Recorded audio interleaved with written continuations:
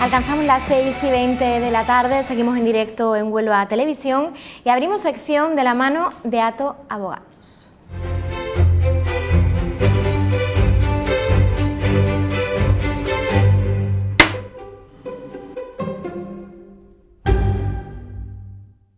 Y como siempre, arrojando luz sobre esta mesa, el especialista Antonio Laya. Antonio, buenas tardes. Buenas tardes, gracias como siempre por invitarme a estar aquí. Bueno, hoy vamos a hablar sobre los gastos de formalización de las hipotecas, ¿no, Antonio? Tema de bastante actualidad, delicado, además. Y delicado y candente, sí, y con muchas personas afectadas, ¿no? Ahora veremos a ver qué podemos hacer. Porque decimos que a todos los usuarios se le han cargado estos gastos, a todo el que ha comprado una vivienda se le han cargado estos gastos de formalización, Antonio. Claro, mira, yo creo que debemos de partir como la semana pasada, vamos al inicio. Al inicio es que hay una sentencia del Tribunal Supremo de 23 de diciembre de 2015, la sentencia 705 de 2015 del Pleno de la Sala Primera, donde ha declarado abusiva aquella cláusula por la que al cliente, cuando es consumidor, se le impone el pago de todos los gastos de la constitución de hipoteca.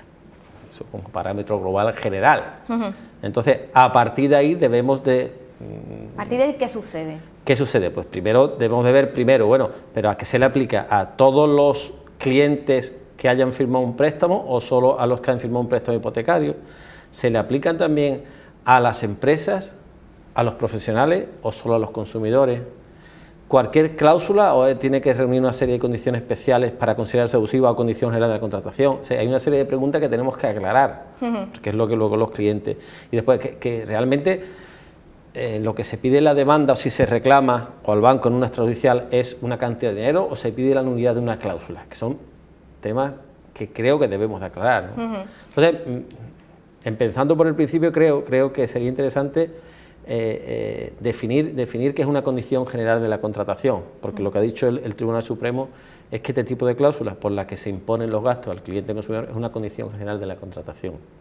¿Y por qué dice esto el Supremo? Normalmente es la cláusula quinta en los préstamos hipotecarios, donde se redacte, se dice todos los gastos inherentes a esta operación serán por cuenta y riesgo de la parte prestataria, ¿no? Del cliente.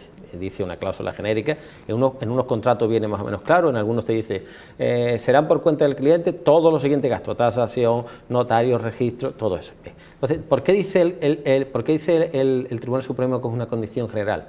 Y es importante este matiz porque en base a ello se le va a aplicar una ley, que es la Ley de Condiciones Generales de la Contratación, que lo que hace es transponer la Directiva 93/13 de defensa que regula las cláusulas abusivas de los contratos con consumidores. O sea, hay una Directiva Europea, 93/13, que se transpone en nuestro ordenamiento por una Ley de Condiciones Generales de Contratación en el 98 y procura regular esas cláusulas abusivas de los contratos con consumidores. Todo esto es importante porque en base a esa ley, el artículo 8.1 y el 8.2, luego se va a declarar nula la cláusula. Por eso es fundamental partir de que es una condición general. ¿Y por qué? Porque se ha predispuesto, se ha impuesto y se aplica una generalidad de contrato. Y expliquemos. ¿Predispuesto por qué? Porque el que redacta la cláusula es el banco. El banco manda la minuta a notaría para que se firme. Él no interviene para nada el cliente consumidor.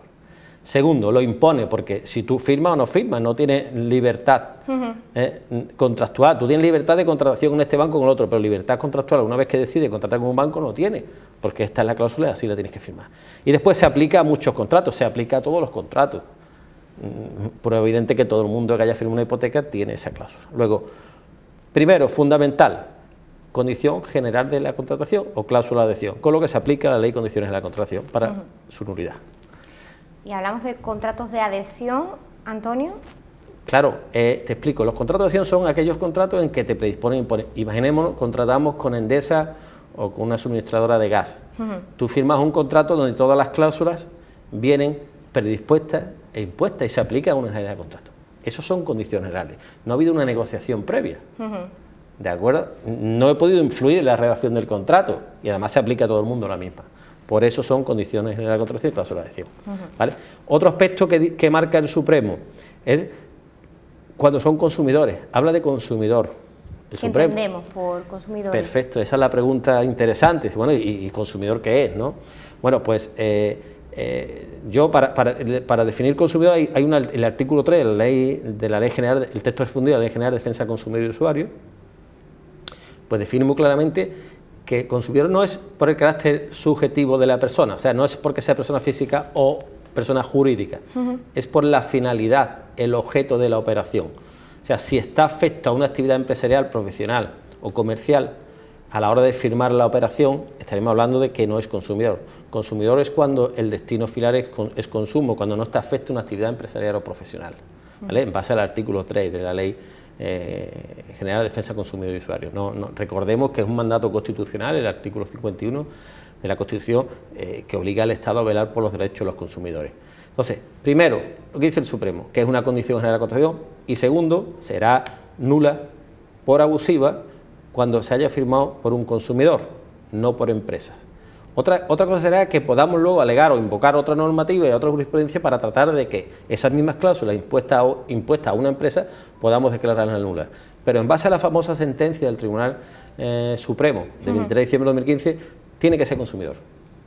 ¿De acuerdo? Si no es consumidor, no se puede aplicar esa jurisprudencia. Es un matiz fundamental. Y cuando hablamos de cláusulas, Antonio, tú apuntabas las cláusulas, ¿cuándo se consideran abusivas?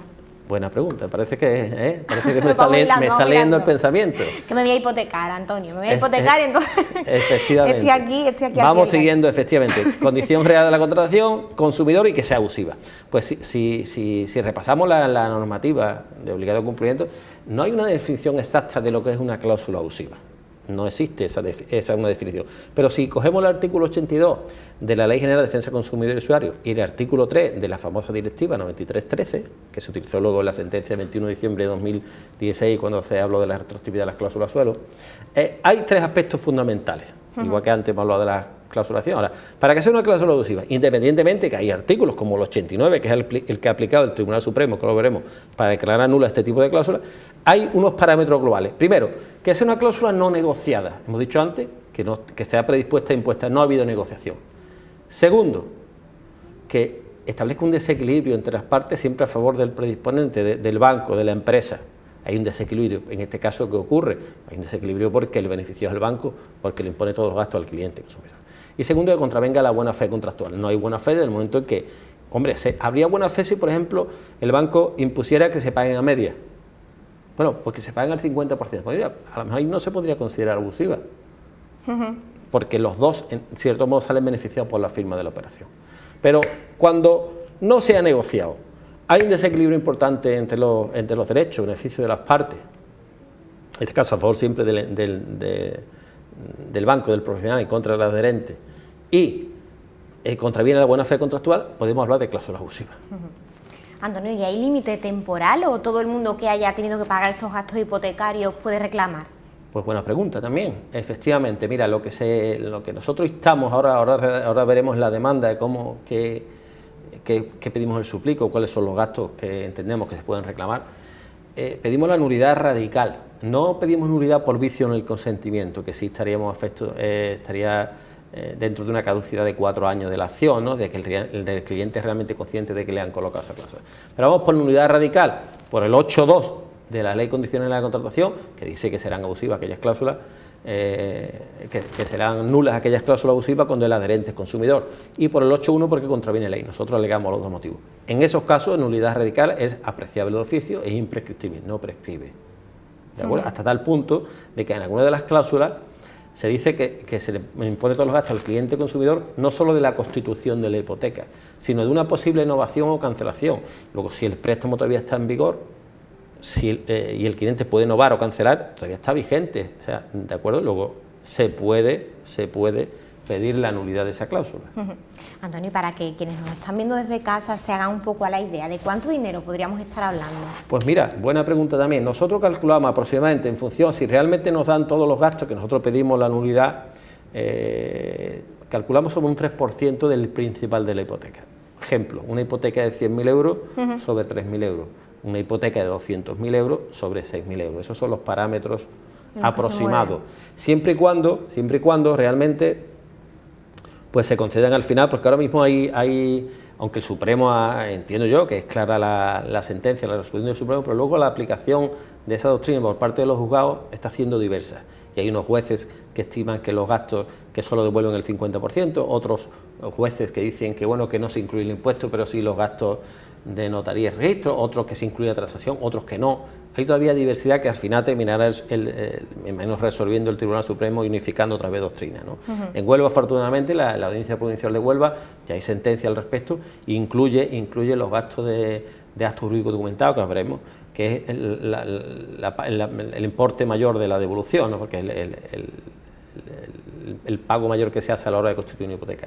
Pero yo me gustaría que nos centráramos primero, ¿qué hay que hacer? Bueno, y alguien que se vea que esté afectado, ¿dónde puede...? ¿Cuáles son las pautas? Claro, y ¿dónde puedo ver la cláusula? Bueno, siempre volvemos a recomendar que vayamos a especialistas, siempre especialistas. Normalmente las cláusulas no están redactadas de la misma forma en las escrituras. Nosotros tenemos, cada banco la redacta de una determinada forma. Y luego hay cláusulas que si tú pidieras nulidad radical de toda la cláusula no te la van a dar, porque incluye otra serie de gastos que no son abusivos. Luego hay que estudiarlo bien. Normalmente es la cláusula quinta. Y lo primero que hay que hacer siempre es una reclamación extrajudicial. Reclamación extrajudicial dirigida a los servicios jurídicos del banco. Nosotros nunca vamos ni al servicio de atención al cliente, ni al Banco de España. ¿Por qué? Porque eso al final es retrasar. Ralentizar el... Claro, y además, ¿por qué? Porque no son vinculantes ni para las partes ni para las resoluciones. Además no es un acto administrativo recurrible, luego, desde nuestro punto de vista, humilde punto de vista, no tiene sentido y así lo estamos haciendo y nos va bien.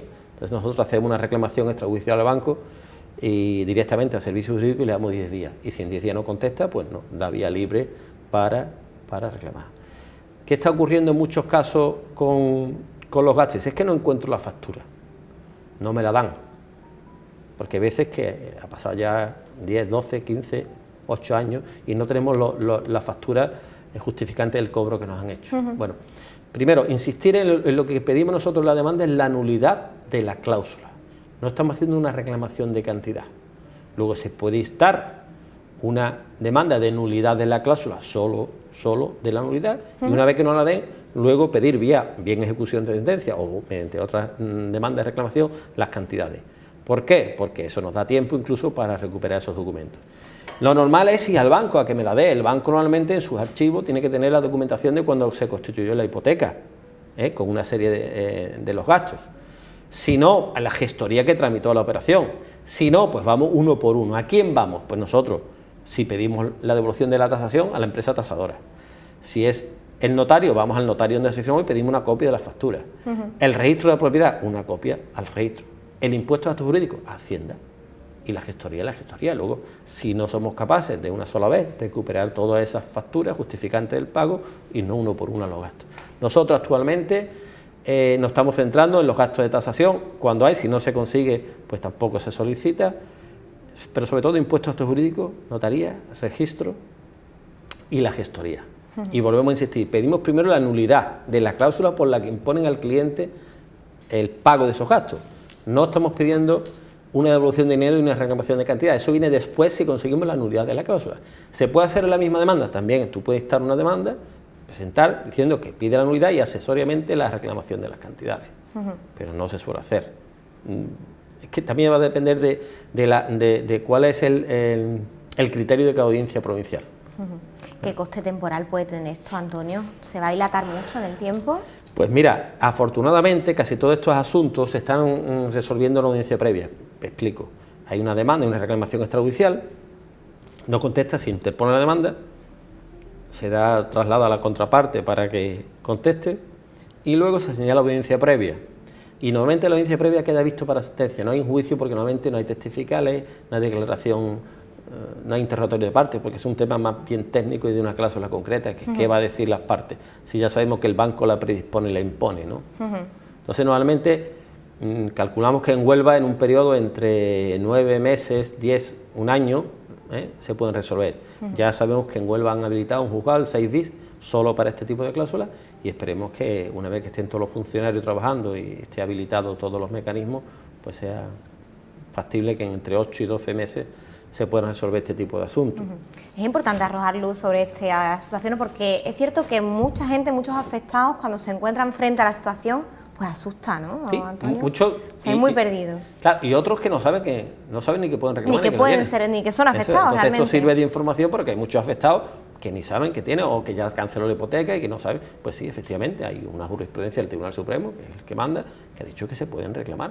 Se pueden reclamar previa declaración de nulidad de la cláusula. De esta manera, nosotros siempre aconsejamos, Antonio, que se dirijan a especialistas, que se pongan en manos de especialistas serios, Antonio, y que, bueno, que no son cosas que puedan tratar sin competencia realmente, con lo cual hay que ponerse en manos seguras. Hay que conocer bien la legislación sectorial bancaria, de consumidores y toda la jurisprudencia que hay al respecto ahora mismo, ¿no? Nada, pues Nato Abogados además le pueden asesorar con toda la confianza. Antonio, la semana que viene te volvemos a ver. Semana que viene, la siguiente, dentro de 2 semanitas. A ver de qué hablamos. A ver de qué hablamos, ya me sí, cuentas. O de las multidivisas o del IRPH, que está ahora, la otra cláusula que es el IRPH. Pues ya estaremos en contacto y ya me vas poniendo tú. Muy bien. Que yo tengo que estudiar mucho antes de todas estas entrevistas, que yo de Derecho, sabes, Antonio, que nula.